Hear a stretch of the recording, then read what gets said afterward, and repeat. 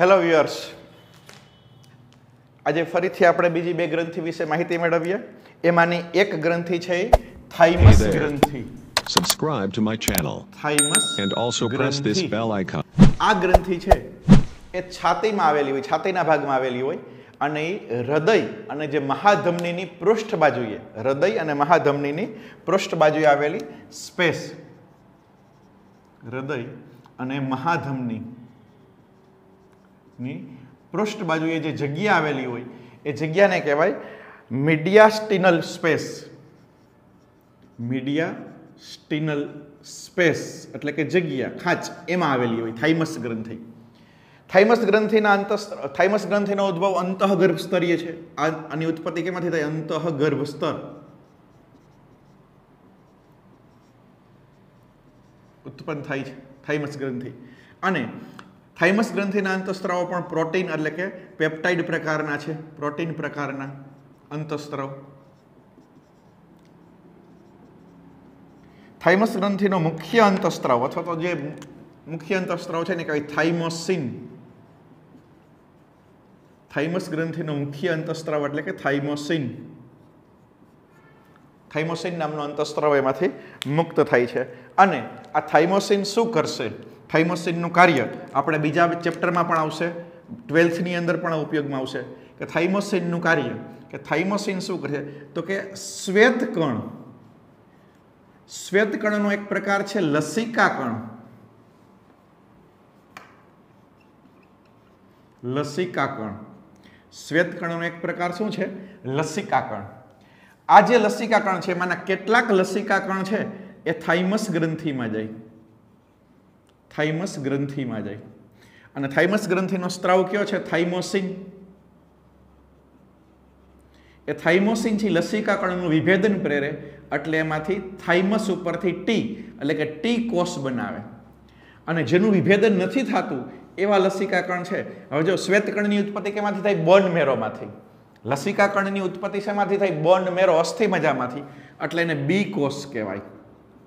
રોગ પ્રતિકારક શક્તિ માટે બે અગત્યના કોષ, બી કોષ, ટી કોષ. શ્વેતકણ એનો એક પ્રકાર લસિકા કણ.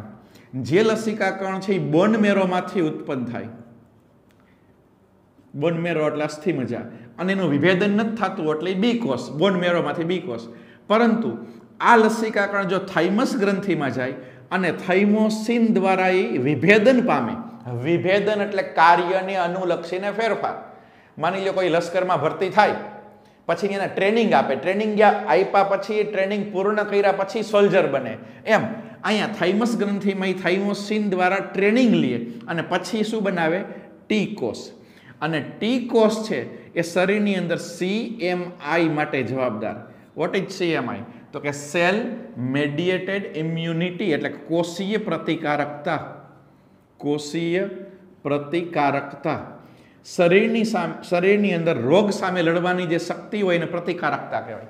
આપણા શરીરમાં કોઈ પણ વાયરસ, બેક્ટેરિયા, કોઈ પણ સૂક્ષ્મજીવ દાખલ થાય ત્યારે આપણે તરત રોગ નથી થઈ જતો. એની સામે આપણું શરીર પ્રતિકારકતા આપે, એને રોગ પ્રતિકારક શક્તિ કહેવાય. એમ એના પ્રકારમાં કોષીય પ્રતિકારકતા, અંગ્રેજીમાં કહેવાય સેલ એટલે કે કોષીય, મેડિએટેડ એટલે સેલ દ્વારા થતી પ્રતિકારકતા એટલે કે ઇમ્યુનિટી. તો એ ટી કોષ. તો શરીરમાં ટી કોષ તો જ બને કે જો કયો અંતઃસ્ત્રાવ હોય? થાઇમસ ગ્રંથિનો થાઇમોસિન્સ. તો ડાયરેક્ટલી આપણે કહી શકીએ કે શરીરમાં રોગ પ્રતિકારક શક્તિ સાથે સંકળાયેલી ગ્રંથિ કઈ? તો કે થાઇમસ ગ્રંથિ. આ ગ્રંથિ પણ મોટી ઉંમરે નાશ પામે. આથી વૃદ્ધ વ્યક્તિઓની અંદર રોગ પ્રતિકારક શક્તિ કેવી થઈ જાય? ઘટી જાય. વૃદ્ધ વ્યક્તિઓમાં રોગ પ્રતિકારક શક્તિ ઘટવાનું કારણ તો કે થાઇમસ ગ્રંથિ છે એ મોટી ઉંમરમાં નાશ પામે એમ કહી શકાય. નીટ 2017માં પ્રશ્ન પૂછાઈ ગયેલો છે, 2017, કે થાઇમોસિન્સનું કાર્ય શું છે? તો કે લસિકા કણનું શેમાં વિભેદન પ્રેરે? ટી કોષોમાં વિભેદન પ્રેરે. અને કઈ પ્રતિકારકતા પ્રેરે? સેલ મેડિએટેડ ઇમ્યુનિટી એટલે કે કોષીય પ્રતિકારકતા માટે જવાબદાર છે. થાઇમસ ગ્રંથિની અંદર એક વિશિષ્ટ પ્રકારની કણિકા હોય, એને કહેવાય હેઝલની કણિકા. આ હેઝલની કણિકા બીજું કંઈ નથી પણ એક પ્રકારના ભક્ષક કોષો છે. ભક્ષક કોષો, થાઇમસ ગ્રંથિમાં આવેલા ભક્ષક કોષો કયા નામે ઓળખાય? હેઝલની કણિકા તરીકે ઓળખવામાં આવે છે અને થાઇમિક કણિકા પણ કહેવાય. તો નાની પરંતુ શરીરની રોગ પ્રતિકારક શક્તિ માટે ખૂબ જ અગત્યની એવી ગ્રંથિ એટલે થાઇમસ ગ્રંથિ. નેક્સ્ટ ગ્રંથિ વિશે આપણે માહિતી મેળવીએ. આપણે સ્વાદુપિંડ ગ્રંથિ. સ્વાદુપિંડ ગ્રંથિ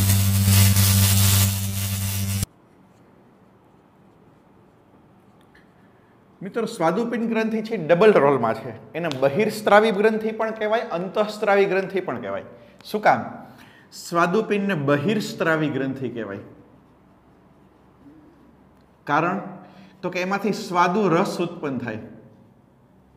સ્વાદુપિંડમાંથી કયો રસ ઉત્પન્ન થાય? પાચન તંત્રમાં આપણે ભણશું સ્વાદુ રસ, અને એનું વહન સ્વાદુ રસ વાહિની દ્વારા થાય.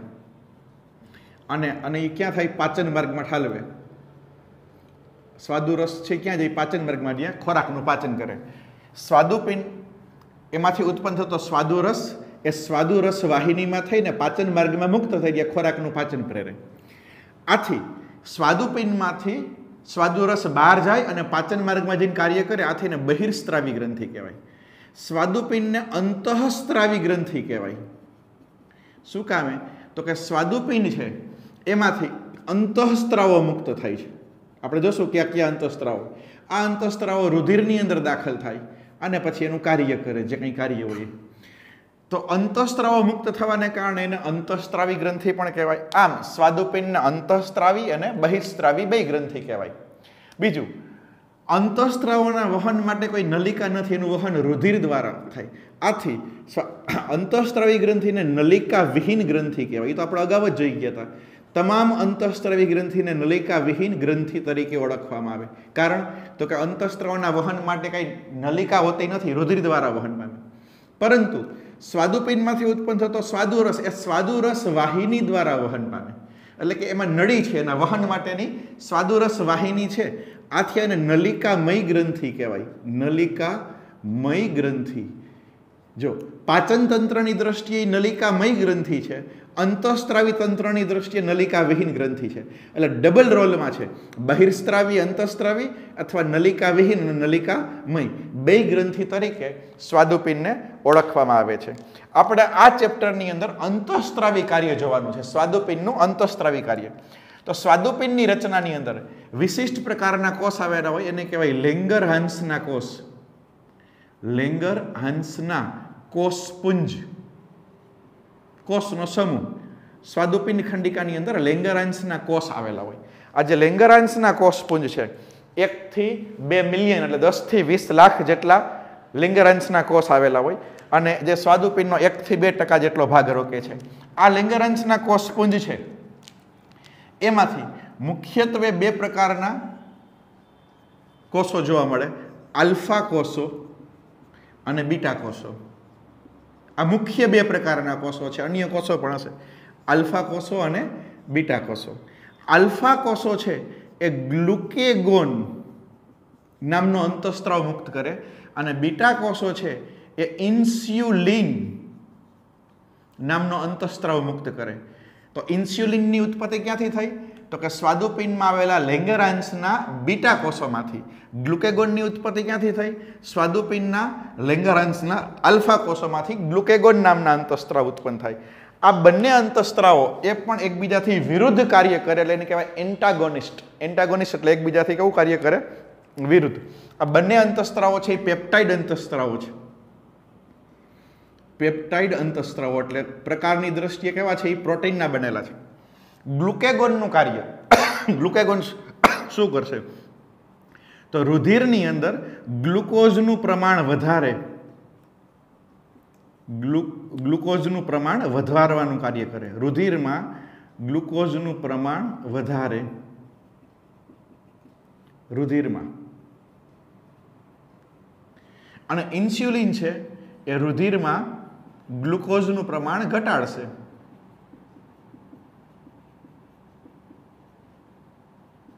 નીચે આ પ્રમાણ વધારે, આ પ્રમાણ ઘટાડે. તો બંનેનું કાર્ય કેવું થયું? એકબીજા કરતા વિરુદ્ધ થયું. એક રુધિરમાં ગ્લુકોઝનું પ્રમાણ ઘટાડે છે, એક છે રુધિરમાં ગ્લુકોઝનું પ્રમાણ વધારે. રુધિરમાં ગ્લુકોઝનું પ્રમાણ વધારે, આથી આને શું કહેવાય? હાઇપર ગ્લાયસેમિક અંતઃસ્ત્રાવ. આ ઘટાડે તો આને શું કહેવાય? હાઇપોગ્લાયસેમિક અંતઃસ્ત્રાવ. એક હાઇપર એટલે વધારે ને એક હાઇપો એટલે ઘટાડે એમ પણ કહી શકાય. કઈ રીતે રુધિરમાં ગ્લુકોઝનું પ્રમાણ કઈ રીતે વધારે? તો એનું એક કાર્ય છે કે ગ્લાયકોજન હોય એમાંથી ગ્લુકોઝ બનાવે. ગ્લાયકોજનમાંથી શું બનાવે? ગ્લુકોઝ. આ પ્રક્રિયાને કહેવાય ગ્લાયકોજીનોલાઇસિસ. લાઇસિસ એટલે તૂટવું. લાઇસિસ એટલે તૂટવું. ગ્લાયકોજન તૂટે. ગ્લાયકોજન પોલિસેકેરાઇડ છે, આપણે ભણી ગયા. એમાંથી મોનોસેકેરાઇડ એટલે ગ્લુકોઝ. કયો બંધ તૂટે? બંધ કયો તૂટે? સરદાર સરોવર બંધની વાત નથી કરતો. રાસાયણિક બંધ કયો તૂટે? ગ્લાયકોસિડિક બંધ તૂટે. ગ્લાયકોસિડિક બંધ હોય તૂટી જાય પોલિસેકેરાઇડમાં આવેલો, અને એમાંથી મોનોસેકેરાઇડ એટલે ગ્લુકોઝ બને. આને ગ્લાયકોજન તૂટવાની પ્રક્રિયા એટલે ગ્લાયકોજીનોલાઇસિસ કહેવાય. આ શું કરશે? રુધિરમાં ગ્લુકોઝનું પ્રમાણ ઘટાડે તો એ શું કરે? ઉલટું કાર્ય કરે. શું કરશે? ગ્લુકોઝ હોય એમાંથી શું બનાવે? ગ્લાયકોજન બનાવે. મોનોસેકેરાઇડમાંથી શું બનશે? પોલિસેકેરાઇડ. શું બનશે? ગ્લાયકોજન. એ વખતે કયો બંધ બને? ગ્લાયકોસિડિક બંધનું નિર્માણ થાય. તો આ પ્રક્રિયાને કહેવાય ગ્લાયકોજીનેસિસ. છેલ્લા શબ્દ જે જો, જીનેસિસ એટલે બનવું, જીનેસિસ એટલે બનવું, અને લાઇસિસ એટલે તૂટવું. ગ્લાયકોજીનોલાઇસિસ, ગ્લાયકોજન તૂટે.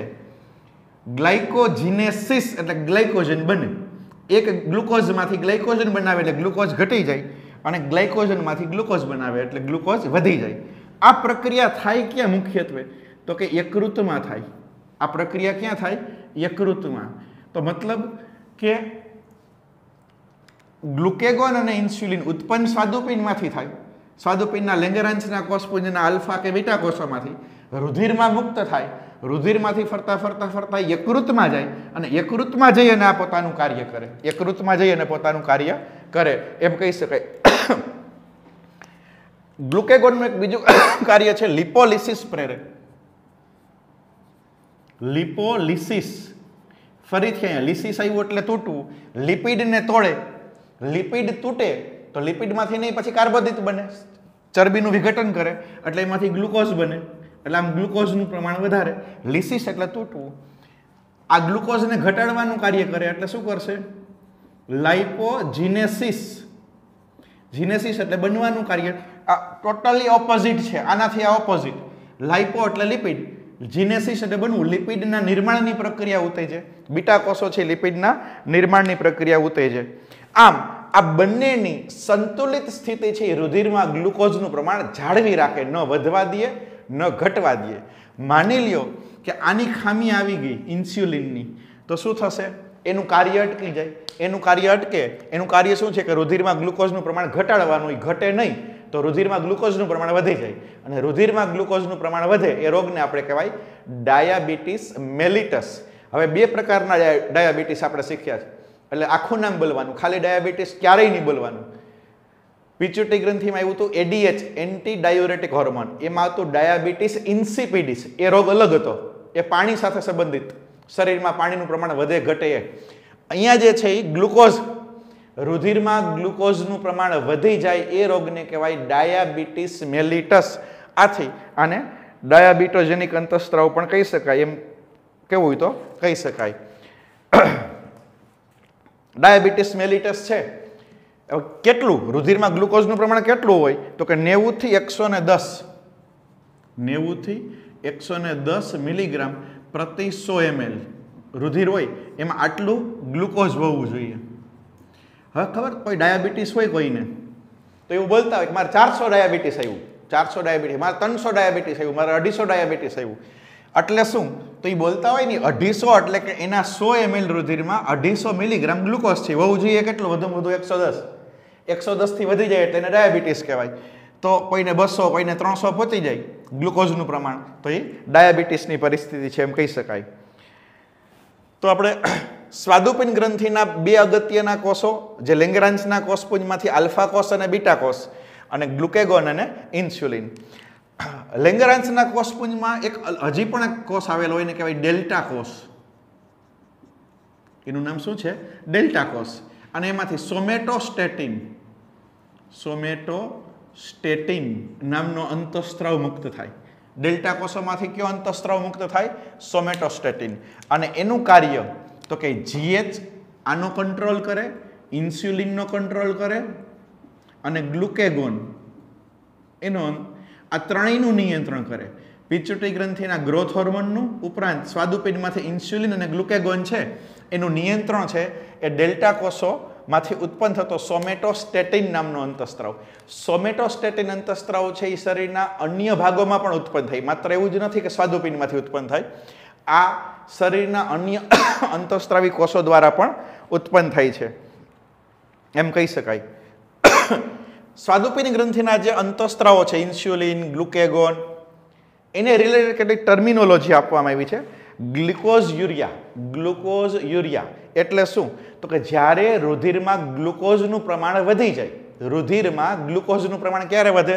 તો કે આ હરખી રીતે કામ ન કરે તો ત્યારે મૂત્ર દ્વારા ગ્લુકોઝનું નિકાલ થાય, એટલે મૂત્રમાં પણ ગ્લુકોઝ જોવા મળે. ડાયાબિટીસની સ્થિતિમાં એને ગ્લુકોઝ યુરિયા કહેવાય. ક્યારે? તો કે જ્યારે આ પ્રમાણ 110 થી વધી ગયું હોય ત્યારે. બીજું છે પોલીયુરિયા. હવે જ્યારે મૂત્રમાં ગ્લુકોઝનું પ્રમાણ વધે એટલે એની સાંદ્રતા વધે એટલે ભેગા ભેગું પાણી પણ દૂર થાય, તો મૂત્રમાં વધુ પ્રમાણમાં પાણી દૂર થાય એ પરિસ્થિતિને પોલીયુરિયા કહેવાય. પોલીયુરિયા. ત્યાર પછી પોલીડિપ્સિયા. હવે મૂત્ર દ્વારા ગ્લુકોઝનો ત્યાગ થાય, મૂત્ર દ્વારા વધુ પ્રમાણમાં પાણીનો ત્યાગ થાય, તો શરીરમાં પાણી ઘટી જાય તો એને ડિહાઇડ્રેશન, નિર્જલીકરણની પરિસ્થિતિ કહેવાય, એને પોલીડિપ્સિયા કહેવાય. કીટોએસિડોસિસ. કીટોએસિડોસિસ એટલે શું? તો કે જ્યારે ચરબીનું ચયાપચય થાય, લિપોલિસિસ, લિપોલિસિસની ક્રિયા થાય જ્યારે, ત્યારે એના ચયાપચયમાં કીટોન બોડીઝ ઉત્પન્ન થાય. કીટોન બોડીઝ, દાખલા તરીકે હાઇડ્રોક્સી બ્યુટેરેટ, એસિટિક એસિડ, આ બધા કીટોન બોડીઝ છે અને એને લીધે શરીરમાં કીટોઓક્સિડોસિસ થાય. Diabetic comma. જ્યારે આ બધી જ પરિસ્થિતિ થાય, રુધિરમાં ગ્લુકોઝનું પ્રમાણ વધી જાય, એને પરિણામે મૂત્ર દ્વારા ગ્લુકોઝનું પ્રમાણ વધુ પ્રમાણમાં ત્યાગ થાય. રુધિરમાં ગ્લુકોઝ વધે, રુધિરમાં ગ્લુકોઝ વધે એટલે વધારાનો ગ્લુકોઝ મૂત્ર દ્વારા નિકાલ પામે, તો મૂત્રમાં ગ્લુકોઝનું પ્રમાણ વધી જાય, એને પરિણામે મૂત્રમાં પાણીનું પ્રમાણ વધી જાય, એને પરિણામે શરીરમાં ડિહાઇડ્રેશન થાય. આ બધી જ પરિસ્થિતિ એને કારણે કીટોએસિડોસિસ થાય. આ બધી જ પરિસ્થિતિને કારણે વ્યક્તિ છે એ કોમામાં આવી જાય, બેભાન થઈ જાય. આ પરિસ્થિતિને ડાયાબિટીક કોમા કહેવાય. ઘણી વખત એમાં મૃત્યુ પણ કહેવાય. જે લોકોને ડાયાબિટીસ થતું હોય એ લોકોને આ ગ્લુકોઝનું પ્રમાણ ઘટાડવા માટે બહારથી ઇન્સ્યુલિનના ઇન્જેક્શન લેતા હોય. બહારથી ઇન્સ્યુલિન દવા તરીકે લે કે શરીરમાં ઇન્સ્યુલિન બનતો બંધ થઈ ગયો છે એટલે દવા તરીકે લોકો ઇન્સ્યુલિન લેતા હોય. હવે ઘણી વખત એ લોકો મીઠાઈ ન ખાય, ગળ્યો ખાંડ ન ખાતા હોય, મીઠાઈ ન ખાતા હોય. આવી રીતના કંટ્રોલ કરતા કરતા જરૂરિયાત કરતાં પણ ઇન્સ્યુલિન ઘટી જાય, જરૂરિયાત કરતાં પણ ગ્લુકોઝ ઘટી જાય. ઇન્સ્યુલિનના કારણે જરૂરિયાત કરતાં પણ ગ્લુકોઝ ઘટી જાય એટલે સમજી લો કે 100 ml રુધિરમાં 40 મિલીગ્રામ કરતાં ઓછું થઈ જાય, ગ્લુકોઝનું પ્રમાણ 40 કરતાં પણ ઓછું થઈ જાય, તો એને ઇન્સ્યુલિન શોક કહેવાય. ઇન્સ્યુલિન શોક. એમાં પણ દર્દી બેભાન થઈ જાય અથવા તો મૃત્યુ થઈ શકે. તો આમ આપણે સ્વાદુપિંડ ગ્રંથિ જે બેવડી ગ્રંથિ છે એમાંથી માત્ર ને માત્ર આપણે શું કર્યું છે કે એના અંતઃસ્ત્રાવી કાર્ય વિશે આપણે માહિતી મેળવી. આ બહિર્સ્ત્રાવી કાર્ય છે એ આપણે અલગ ચેપ્ટરની અંદર પાચન તંત્રની અંદર જોશું.